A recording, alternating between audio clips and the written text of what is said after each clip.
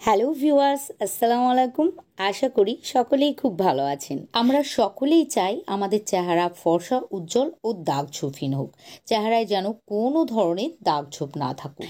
আজকের ভিডিওতে আজ আমি আপনাদের সঙ্গে শেয়ার করব কিভাবে আপনারা এই গরমে নারকেল তেল ত্বকে লাগাবেন, যাতে করে আপনাদের ত্বকের সমস্ত কালচে ভাব উঠে গিয়ে ত্বক একদম ভেতর থেকে ধবধবে ফর্সা, উজ্জ্বল ও টানটান হবে। আর এটির নিয়মিত ব্যবহারে আপনাদের ত্বক যদি ঝুলে পড়ে, নির্দিষ্ট বয়সের আগেই ত্বকের মধ্যে যদি ভাঁজ পড়তে দেখা যায়, ত্বক যদি কুঁচকে যেতে শুরু করে, তাহলে কুঁচকে যাওয়া বা ভাঁজ পড়তে শুরু করা ত্বকও টানটান ও গ্লোয়িং হয়ে উঠবে।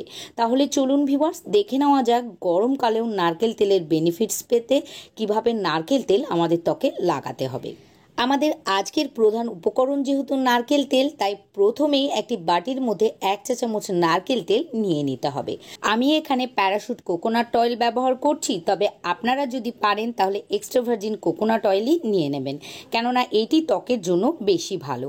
তবে যদি না পারেন তাহলে যে কোনো খাঁটি বিশুদ্ধ নারকেল তেল নিয়ে নেবেন, তাহলেও হবে। নারকেল তেল খুব লাইট হয়, তাই এটি ত্বকের গভীরে পৌঁছে ত্বককে হেলদি ও গ্লোয়িং রাখতে সাহায্য করে।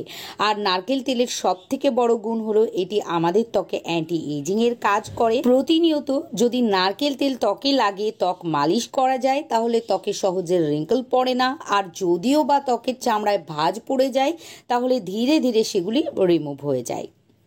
এবার আমাদেরকে এর মধ্যে দিতে হবে 1 চুটকি কস্তুরি হলুদ গুঁড়ো। পারলে আপনারা কস্তুরি হলুদ গুঁড়োই ব্যবহার করবেন, কেননা এটি আমাদের স্কিন কেয়ারের জন্য বেস্ট।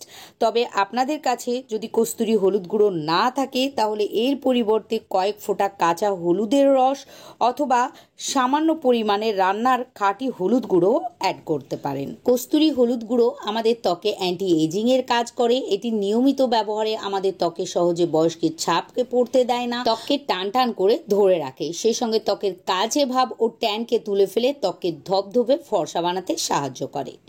এখানে আমি 1 চা চামচ নারকেল তেল ও 1 চুটকি কস্তুরি হলুদ গুঁড়ো নিয়ে খুব ভালোভাবে মিশিয়ে নিয়েছি। এবার এর মধ্যে 1 চা চামচ অ্যালোভেরা জেল অ্যাড করে দিতে হবে।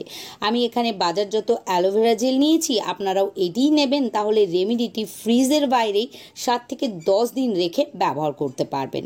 আর যদি গাছের অ্যালোভেরা জেল নেন তাহলেও হবে, কিন্তু আপনাদেরকে নর্মাল ফ্রিজে 4 থেকে 5 দিনের বেশি স্টোর করে রেখে আপনারা ব্যবহার করতে পারবেন না।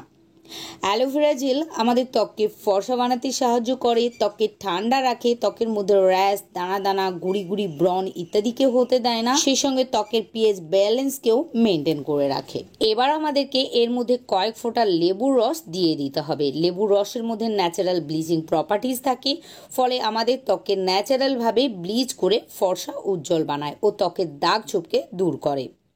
এখানে লেবুর রস যোগ করার পর সবগুলি উপকরণকে খুব ভালোভাবে মিশিয়ে নিতে হবে। আর মিশিয়ে নিলে পারফেক্ট একটি নাইট ক্রিমে পরিণত হয়ে যাবে, যেটি আপনারা রোজ রাতে ঘুমোতে যাওয়ার আগে প্রথমে মুখের ত্বককে কোনো ফেস ওয়াশ বা ক্লিনজারের সাহায্যে পরিষ্কার করে নেবেন। তারপর এই ক্রিমটিকে লাগিয়ে 1 থেকে 2 মিনিট গোল গোল করে ও নিচের থেকে ওপরের দিকে টেনে টেনে মাসাজ করে নেবেন। এই মাসাজটা করা কিন্তু ভীষণই জরুরি, কেননা নিয়মিত ত্বক মাসাজ করলে ত্বক খুব তাড়াতাড়ি গ্লোয়িং ও টানটান হয়ে ওঠে। ত্বককে ভালোভাবে মাসাজ করার পর সারা রাত ত্বকের মধ্যে লাগিয়ে ক্রিমটিকে রেখে দিতে হবে। আর সকালে ঘুম থেকে উঠে কোনো ফেস ওয়াশ বা বেসন ও গোলাপ জল মিশিয়ে বা মুলতানি মাটির সাহায্যে ত্বক ধুয়ে ফেলবেন। আশা করি আজকের নাইট ক্রিমের রেমেডিটি আপনাদের ভালো লেগেছে। যদি ভিডিওটিকে ভালো লাগে প্লিজ লাইক ও শেয়ার করে দেবেন। সেই সঙ্গে পরবর্তীতে এইরকমই ভালো ভালো ভিডিও দেখার জন্য আমার ইউটিউব চ্যানেলটিকে সাবস্ক্রাইব ও ফেসবুক পেজটিকেও ফলো করে রাখবেন, কেননা আমি ইউটিউবের মতো ফেসবুকেও নতুন নতুন ভিডিও আপলোড করতে থাকি।